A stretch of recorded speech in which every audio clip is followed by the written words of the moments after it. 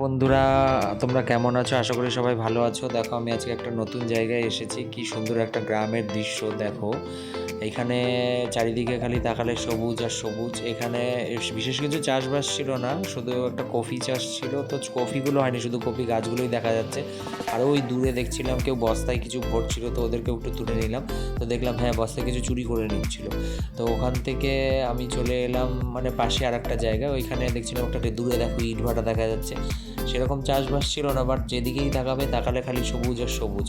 তো আমাকে ভাই এখান থেকে বললো যে চলো, এখানে অনেক তুলে নিয়েছো, চলো এবার একটা অন্য জায়গায় যাই। বললো অন্য জায়গায় নিয়ে এলো। এখান থেকে আমরা যে জায়গাটা এলাম সেখানে আরও বেশি গ্রিনারি। এত মুক্ত খোলা আকাশের নিচে সবুজ দেখে আমার মনটা ভরে গেল। এত সুন্দর জায়গা, অপূর্ব। তোমরা না গেলে কেউ বিশ্বাস করতে পারবে না বন্ধুরা, এখানে এত সুন্দর হাওয়া। আর আমি গিয়েছি, গিয়ে দেখছি ওখানে সবাই মিলে কেউ সেলফি তুলছে, কেউ রিলস বানাচ্ছে। তো ওদের দেখে আমিও দুটো একটা রিলস বানিয়ে নিলাম।